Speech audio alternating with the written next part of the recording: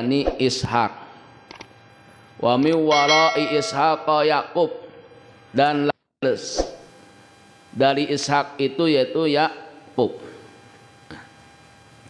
Jadi di sini Allah memberi kabar gembira kepada Siti Sarah bahwa ia mendapat keturunan yang sekian lama sudah didambakan anak yang lahir dari rahimnya, maka Allah kasih nikmat itu, yakni lahirlah dari rahimnya seorang anak putra yaitu Nabi Ishak, dan sesudahnya Ishak lahir darinya adalah Nabi Yakub. Nah, Nabi Yakub ini yang memiliki anak 12, di antaranya Nabi Yusuf dan Bunyamin. Kemudian ada saudara namanya Lui. Lui itu punya anak Imron. Imron itu punya anak Musa. Lalu ada yang namanya Yahuda.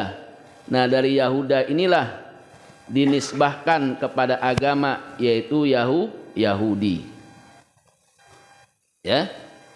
Nah, kemudian dari Nabi, ya, dari Siti Hajar lahir ya anak yaitu namanya. Ketika Nabi Ibrahim ya dengan Sarah menambahkan keturunan tapi belum kasih keturunan, maka ya Siti Sarah memperkenankan kepada Nabi Ibrahim untuk menikahi budaknya yaitu Siti Hajar. Nah, ketika sesudah nikah, maka Allah kasih keturunan yaitu Ismail. Tidak lama kemudian sesudahnya itu lahir dari rahim Siti Sarah yaitu Nabi Ishak alaihis salam. Nabi Ibrahim itu disebut sebagai bapaknya para nabi.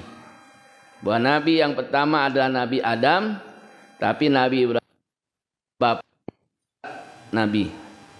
Abul Ambi, bapaknya para nabi. Kenapa? Karena dari keturunan Ibrahim itu menurunkan nabi-nabi. Yusuf, Ayub, terus ya Sulaiman, Daud, tuh. Nah, itulah yang menurunkan keturunan nabi-nabi Bani Israel. Siapa itu Bani Israel? Bani Israel ada auladu Yakub, anak-anaknya Yakub. Tuh Bani Israel tuh, itu anak-anaknya Yakub. Lalu apakah Bani Israel beriman kepada Allah? Nah, orang-orang Yahudi dia mengaku sebagai keturunannya Ibrahim, tapi dia membenci agamanya Ibrahim. Ya, membenci agamanya Ibrahim. Ya. Tuh. Wa may yarghabu am millata Ibrahima illa man safiha nafsah. Dan maka siapa yang membenci agamanya Ibrahim kan orang-orang yang bodoh. Siapa? Yaitu orang-orang kafir Quraisy dan orang-orang Yahudi yang membenci agamanya Ibrahim. Tetapi dia mengatakan keturunan Nabi Ibrahim, dan bahkan mengatakan Nabi Ibrahim, Ishak, Ismail, Yakub dan keturunannya itu adalah orang Yahudi. Itu kata orang-orang Yahudi mengaku tuh. Maka Allah bantah. Apa? Allah berfirman, maka Ibrahimu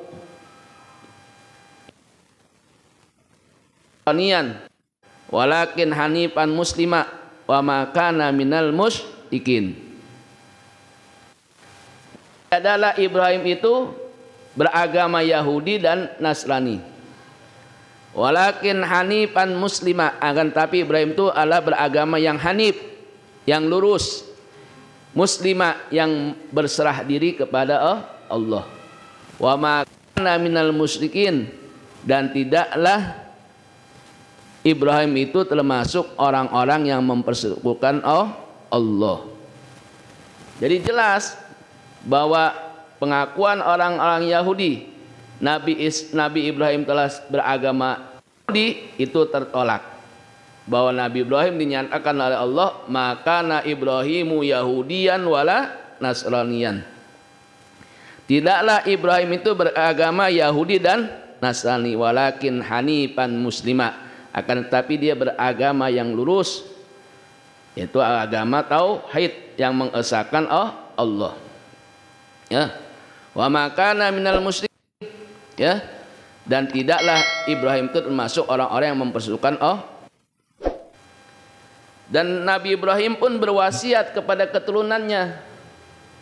Allah berfirman, ya Allah berfirman, wa wassa biha Ibrahimu banihi wa Yaqub ya baniya innallaha astafa lakumuddina fala tamutunna illa wa antum muslimun. Ya. Wa wassa biha Ibrahimu banihi wa Yaqub. Ibrahim berwasiat kepada keturunannya, ya, dan juga Yakub. Apa wasiat Ibrahim? Ya baniya, wahai anak keturunanku, innallaha astafa lakumuddina, sungguh Allah telah memilih bagimu agama, ya, yaitu apa? Agama tadi yang disebut hanifan muslimah, agama yang lurus, yang berserah diri kepada Allah. Ya. Ya. Jadi itu, fala tamutunna illa wa antum muslimun, dan janganlah kalian meninggal melainkan dalam keadaan muslim. Jadi jelas tuh, Nabi Ibrahim seorang muslim, ya, yang dia berwasiat kepada keturunannya, ya, bahwa Allah telah memilihkan bagi kamu semua agama, dan janganlah kamu semua mati dalam keadaan selain muslim. Wa tamutunna illa wa antum muslimun, dan janganlah kalian meninggal dunia melainkan dalam keadaan. Begitu pula Nabi Yakub tuh, keturunannya yang disebut Bani Israel. Ketika juga orang-orang Bani Israel tuh, orang Yahudi menyangka bahwa Bani Israel itu Nabi Yakub beragama Yahudi. Maka Allah nyatakan dalam firman-Nya, ya, am kuntum syuhada'a idh hadara Yaqubal maut idh qala li banihi ma ta'buduna min ba'di qalu na'budu ilahaka wa ilaha abaika Ibrahim wa Ismail wa Ishaq, ya, ilaha wahida wa nahnu lahu muslimun. Allah balik bertanya tuh, am kuntum syuhada'a, adakah kalian semua hadir menyaksikan idh hadara Yaqubal maut, tatkala kematian menghampiri Nabi Yakub. Artinya Nabi Yakub kadang-kadang sakaratil maut. Idh qala ibanihi, tatkala ia mengatakan kepada anak keturunannya, ma ta'buduna min ba'di, apa yang kalian sembah sesudah aku tiada. Kata Nabi Yakub kepada anak turunannya yang disebut sebagai auladu Yakub, yaitu Bani Israel. Anak-anaknya menjawab dengan tegas, qalu na'budu ilahaka wa ilaha Ibrahim wa Ismail wa Ishaq ilaha wahida wa nahnu lahu muslimun. Apa kata anak-anaknya Nabi Yakub? Na'budu ilahaka, kami menyembah Tuhanmu, wa ilaha abaika, dan Tuhan bapak-bapakmu. Siapa? Ibrahim, yaitu Ibrahim, wa Ismaila Ismail, wa Ishaq dan Nabi Ishaq. Ilaha wahida, Tuhan yang satu, yang esa. Wa nahnu lahu muslimun, dan kami kepadanya berserah diri. Jadi jelas bahwa Bani Israel itu anak-anak Yakub, mereka semua beriman kepada Allah dan menyembah Allah. Ilahan wahida, Tuhan yang satu. Kemudian dari Nabi Ismail lahir keturunannya, yaitu Nabi Muhammad sallallahu alaihi wasallam. Dari mana?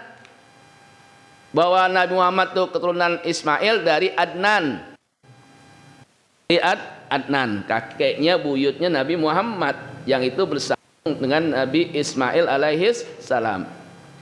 Dalam kitab berjanji disebutkan wa adnanu bila raibin inda zawil ulumil arab inda zawil ulumin nasabiyah ila zabihi Ismaila nisbatuhu wa muntamah. Tuh.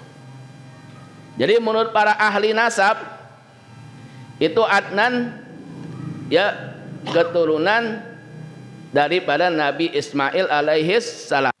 Yang Adnan itu adalah buyutnya Nabi Muhammad ya. Jadi dari Ismail keturunan seorang nabi, yaitu Nabi Muhammad sallallahu alaihi wasallam. Nah. Lalu di mana terjadi perbedaannya? Terjadi perbedaannya bahwa orang-orang Bani Israel itu percaya akan adanya nabi akhir zaman, nabi terakhir. Semua disebut dalam kitab Taurat, dalam kitab Injil, itu dikabarkan ada akan lahir nabi akhir zaman. Dan mereka berharap turun nabi akhir zaman. Hanya saja ketika Allah ya utus seorang nabi, yang itu nabi dari bangsa Arab. Nah dari situlah mereka tidak terima, hasut. Hanya di situ aja masalahnya. Kenapa? Karena sebelum-sebelumnya nabi-nabi itu dari Bani Israel, dari mulai Ishak, Yakub, Yusuf, Ayub, ya Sulaiman, Daud, terus sampai Isa, itu semuanya Bani Israel. Cuman terakhir sayangnya mereka tidak terima karena dari bangsa Arab. Nah sampai saat inilah seperti itu Israel. Bahkan mereka ada yang memutarbalikkan kitab Taurat, mengganti kitab Taurat, menyembunyikan kebenaran akan kelahiran Nabi akhir zaman, yaitu Nabi Muhammad sebagai bangsa Arab. Nah ini yang terjadi tuh sekarang di Israel tuh. Ya. Ya. Nah jadi bahwa Nabi Muhammad itu yaitu dari keturunan Ismail alaihis salam. Ya. Nah ketika lahirnya Nabi Muhammad sallallahu alaihi wasallam, ada budaknya Abu Lahab yang namanya Suwaibah yang memberi kabar gembira tuh tadi, bahwa kita disunahkan kabar bila mana lahir seorang anak. Nah ini Suwaibah memberi kabar kepada siapa? Abu Lahab. Ya Tuhan, Abu Lahab telah lahir seorang anak yang namanya Muhammad. Muhammad siapa? Anaknya Abdullah. Abdullah anak siapa? Anaknya Abdul Muttalib. Oh itu saudara saya, kata Abu Lahab. Maka sejak itulah langsung Suwaibah, aku bebaskan kau dari budak. Berapa nilai budak? Nilai budak 1 miliar. Budak tuh mahal, emang budak murah. Budak itu dulu mahal. Ya tergantung sih keadaannya. Ada yang ya kayak mobil aja, Alphard ada ini, ya. Tuh. Tapi langsung tuh Abu Lahab membebaskan Suwaibah. Nah dari sebab itu Ya, sekalipun Abu Lahab memusuhi Nabi, bahkan berkeinginan untuk membunuh Nabi, sampai-sampai istrinya pun turut serta untuk membunuh Nabi. Ummu Jamil namanya, yang disebut Hindun, ya. Ummu Jamil. Tapi karena sebab Abu Lahab gembira atas kelahiran Nabi, sebab itulah setiap Senin Abu Lahab istirahat tuh, tidak disiksa, karena gembira dengan kelahiran Nabi besar Muhammad sallallahu alaihi wasallam. Lalu bagaimana dengan kita yang sejak lahir Muslim, kita beriman, kita melaksanakan perintah Allah dan Rasulnya, maka tentunya kita lebih berhak untuk mendapat ampunan dari Allah Subhanahu wa ta'ala. Nah, itu yang kafir saja gembira sebab kelahiran Nabi mendapat ampunan Allah, mendapat keringanan siksa. Maka kita lebih berhak, karena kita lahir keadaan Muslim, kita beriman, kita juga melaksanakan perintah Allah dan Rasulnya, maka tentu kita berhak mendapatkan ampunan Allah Subhanahu wa ta'ala. Jadi itu tuh sebab gembira lahirnya Nabi besar Muhammad sallallahu alaihi wasallam. Ada yang gak gembira lahirnya Nabi. Siapa yang gak gembira lahirnya Nabi? Rona iblisu arba'u ronatin, hina lu'ina, wa ihina uhbita, wa ihina wulidan Nabi sallallahu alaihi wasallam, wa hina unzilatil Fatihah. Kata Imam Ibnu Katsir, bahwa iblis itu 4 kali menjerit. 4 kali menjerit. Kapan menjeritnya iblis? 1, waktu iblis dilaknat karena melanggar perintah Allah. Kedua, waktu iblis ketika melanggar lalu diturunkan dari surga ke dunia, maka iblis pun menjerit. Yang ketiga, ketika lahirnya Nabi Muhammad sallallahu alaihi wasallam, iblis menjerit, nggak seneng lahirnya Nabi. Yang keempat, ketika diturunkannya surah Al-Fatihah. Jadi hanya iblis yang tidak senang, yang tidak gembira, menjerit lahirnya Nabi besar Muhammad sallallahu alaihi wasallam. Ya. Nah, oleh karenanya bahwa kita disuruh gembira sama Allah atas kelahirannya Nabi besar Muhammad sallallahu alaihi wasallam. Jadi siapa yang suruh kita gembira atas lahirnya Nabi? Allah langsung yang nyuruh kita bergembira atas kelahiran Nabi besar Muhammad sallallahu alaihi wasallam. Ya, sama bapak ibu, kalau istrinya ketika periksa ke dokter kandungan di USG, kata dokter, nih ibu hamil, seneng nggak? Gembira nggak? Oh, gembira. Kan belum tentu tuh anaknya nanti yang nyenengin kita, belum tentu kan? Belum tentu nanti dia dewasa bikin kita senang, bikin gembira. Tapi waktu dikabarin kita hamil aja udah seneng, kita sudah seneng, gembira tuh, ya. Tuh. Mohon maaf, sekalipun anak kita jelek, tetap kita gembira, seneng mendapat keturunan. Nah, ini lahir seorang yang sejak sebelum adanya lahirnya sudah ada. Ketika Nabi Adam di surga sudah lihat tuh nama Muhammad. Orangnya belum ada, tapi namanya udah terdengar seantero alam, seantero dunia. Alam semesta ini tahu Nabi Muhammad. Dan Adam tahu, lihat, ini ada nama Muhammad. Siapa Muhammad? Aku lihat itu ada di surga ya Allah, nama Muhammad.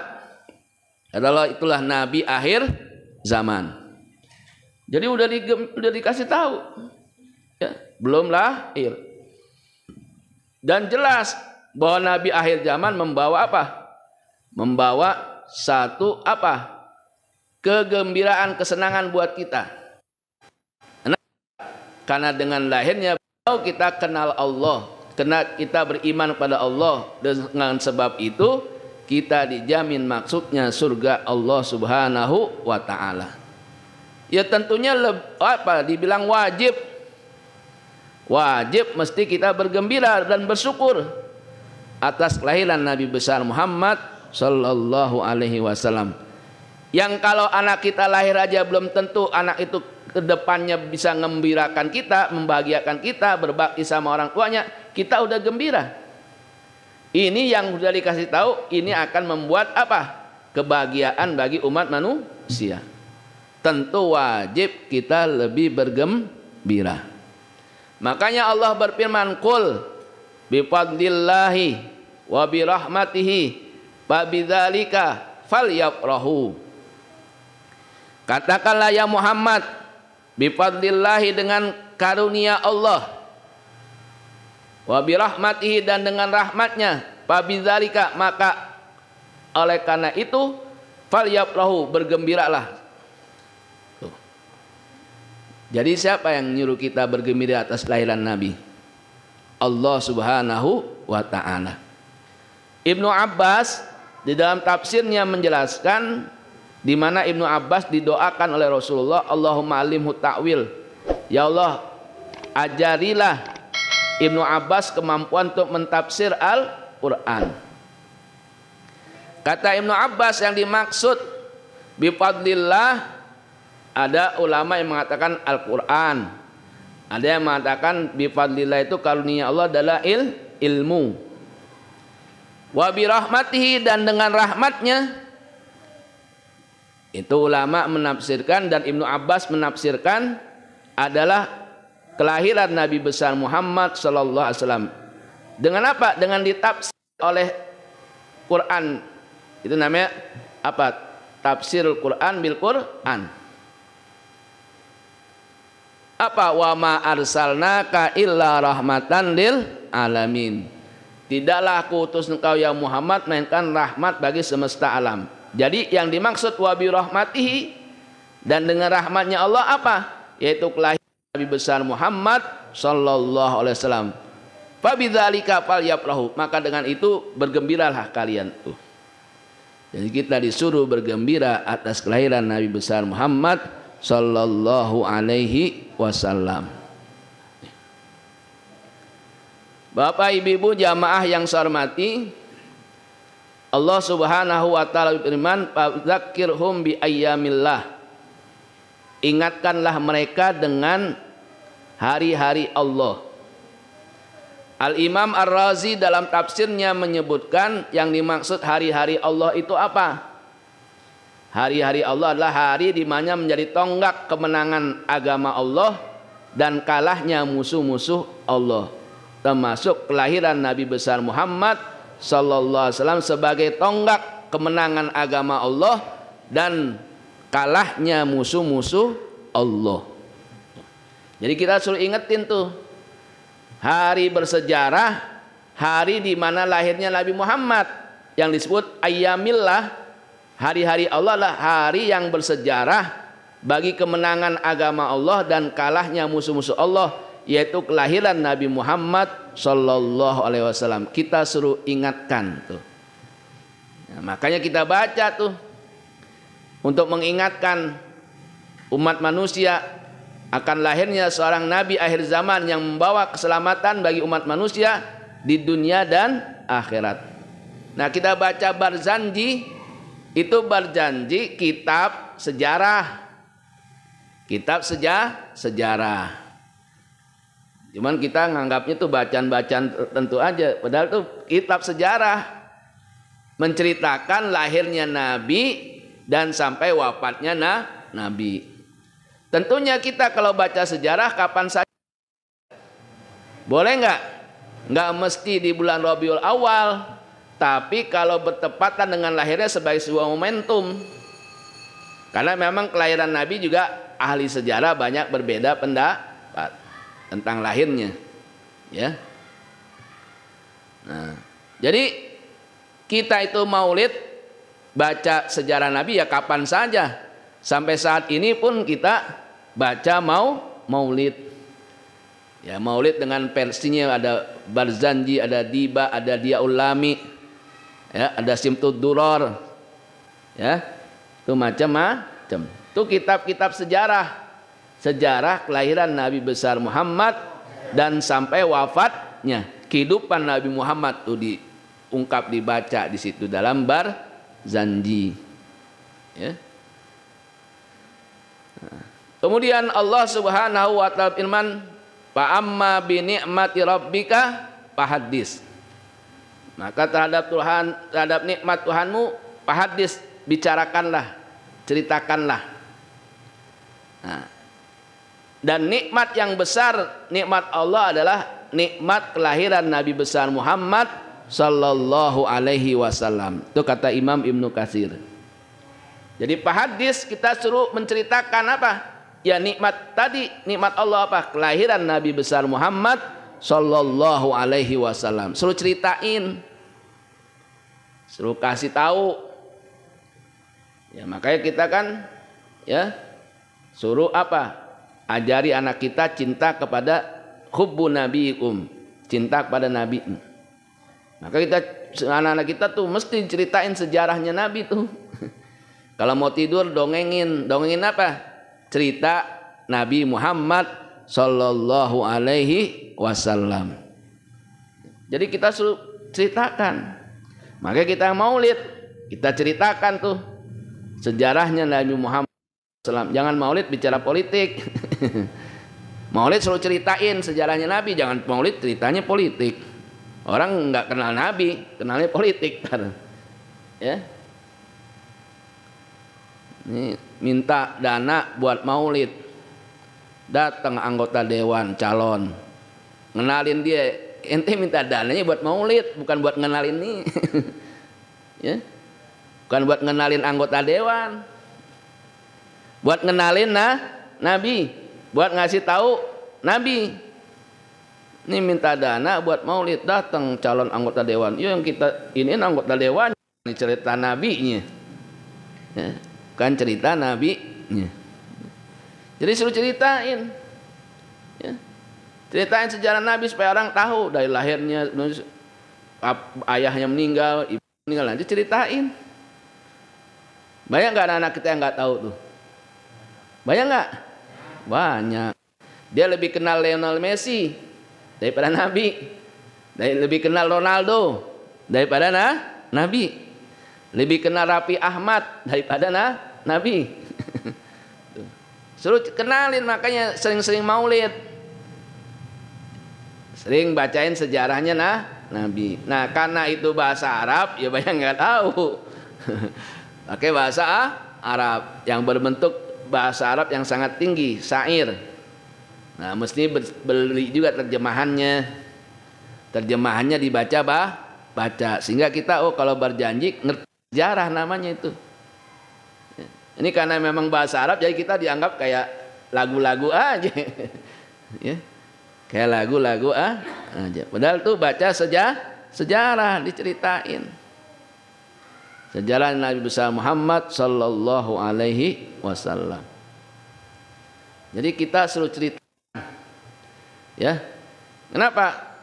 Itu sebagai nikmat.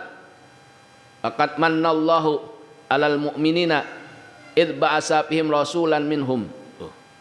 Sungguh Allah telah memberikan karunia bagi orang-orang beriman tatkala Allah mengutus seorang rasul dari golongan mereka sendiri. Siapa? Nabi Muhammad sallallahu alaihi wasallam. Jadi itu kelahiran Rasul sebagai karunia, sebagai nikmat. Laqad mannallahu alal mu'minina id ba'asa fihim rasulan minhum. Sungguh Allah telah memberikan karunia pada orang-orang yang beriman tatkala Allah mengutus seorang rasul dari golongan mereka sendiri. Siapa? Nabi besar Muhammad sallallahu alaihi wasallam.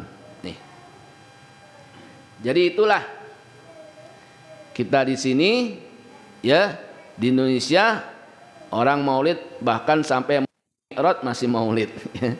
Ya memang kapan aja orang boleh baca sejarah, ya membaca kitab maulid dengan macam-macam kitabnya. Sekarang ada Berjanji, Dia Ulami, Simtud Durar, Diba dan lain sebagainya. Bapak jamaah yang saya hormati, kemudian bahwa kita ya diharuskan untuk mencontoh, menteladani Rasulullah sallallahu alaihi wasallam. Jadi kelahiran Nabi bukan saja ya kita membaca sejarahnya, tetapi kita diharuskan untuk mengikuti, melaksanakan, mencontoh apa yang Rasulullah kerjakan, apa yang Rasulullah perintahkan, apa yang Rasulullah larang. Allah berfirman, laqad kana lakum fi Rasulillahi uswatun hasanah. Sungguh ada pada kamu sekalian, pada diri Rasulullah, suri tauladan yang baik. Jadi Allah kasih tahu tuh, pada diri Rasulullah ada contoh, ada teladan yang baik. Allah kasih. Untuk apa? Untuk kita ikutin. Itu yang namanya takwa ittibaun nabi sesungguhnya. Memang dalam definisinya takwa imtitsalu bi awamirillah wajtinabun nawahi, melaksanakan perintah Allah dan menjauhi larangannya. Sesungguhnya takwa itu ittibaun nabi, mengikut nabi. Kenapa? Karena nabi contoh takwa tuh. Inna akramakum indallahi atqakum, kata Allah. Sungguh orang yang paling mulia di antara kalian orang yang paling takwa. Yang paling takwa siapa? Rasulullah sallallahu alaihi wasallam. Jadi kita mesti ikut Rasulullah supaya kita jadi orang mulia. Takwa siapa? Rasulullah sallallahu alaihi wasallam. Inna akramakum indallahi atqakum. Sungguh orang yang paling mulia di antara kalian orang yang paling takwa. Siapa yang paling takwa? Rasulullah. Karena Rasulullah orang paling takwa, maka Rasulullah paling mulia. Dan kita mesti ngikut Rasulullah supaya menjadi orang mulia. Itu yang disebut takwa ittibaun nabi, mengikut Nabi besar Muhammad sallallahu alaihi wasallam. Bahkan Allah dengan tegas menyatakan, mayyuti'ir rasula faqad ata Allah. Siapa yang mentaati Rasul, sungguh dia telah mentaati Allah. Jadi kita dibilang taat sama Allah kalau kita taat sama Rasul. Kita enggak dikatakan taat sama Allah kalau enggak taat sama Rasul. Jadi mayyuti'ir rasula faqad ata Allah. Siapa yang mentaati Rasul, sungguh dia telah mentaati Allah. Nah, kita suruh contoh Rasulullah. Suruh taat kepada Rasulullah. Kenapa kok kita suruh mencontoh Rasulullah, taat kepada Rasulullah? Syekhul Azhar Abdul Halim Mahmud dalam kitabnya Ar-Rasul menyebutkan rahasia kenapa Allah suruh kita mencontoh Rasulullah, mengikuti Rasulullah, menteladani Rasulullah. Kata beliau, anna Rasulullah sallallahu alaihi wasallam la yanharifu an siratil mustaqim wa la yantiqu anil hawa. Sungguh Rasulullah itu tidak pernah berpaling, menyimpang dari jalan yang lurus dan tidak pernah nafsunya. Allah bersumpah, wan najmi idza hawa ma dhalla hukum wa ma gawa wa ma yantiqu anil hawa in huwa la wahyu yuha. Ya. Demi bintang yang bergelapan, ma dhalla sahibukum wa ma gawa, tidaklah sahabatmu yaitu Muhammad sesat dan juga keliru. Wa ma yantiqu anil hawa, dan tidaklah ia berbicara berdasarkan nafsu. In huwa illa wahyu yuha, melainkan berdasarkan wahyu yang diwahyukan kepadanya. Jadi ini rahasianya. Kenapa kita suruh contoh Rasulullah, suruh menteladani Rasulullah? Karena Rasulullah nggak pernah sesat, nggak pernah keliru. Kenapa Rasulullah nggak pernah sesat, nggak pernah keliru? Karena tidak pernah berbicara berdasarkan kemauannya sendiri, berdasarkan nafsu yang diingini, tapi berdasarkan wahyu yang diwahyukan oleh Allah. Oleh karenanya Rasulullah nggak pernah sesat, nggak pernah keliru. Maka kita harus mencontoh Rasulullah, karena Rasulullah nggak pernah sesat, nggak pernah keliru. Ya, ini rahasianya. Yang kedua, wa kana salawatullah fi jami'i ahwalihi harakatan wa sukunan isyaratan wa nutqan qalban wa qaliban yumassilul qur'ana. Wa kana salawatullah wa salamu alaih tatbiqan bil Qur'an laqad labisal Qur'ana zahiran wa batinan wa kana Qur'anan. Sungguh Rasulullah dalam semua aspek kehidupannya, baik itu ketika bergerak maupun diam, baik itu ketika berbicara maupun berisyarat, apa yang ada dalam hatinya dan di luar hatinya, yumassilul Qur'an, menyerupai daripada Al-Quran.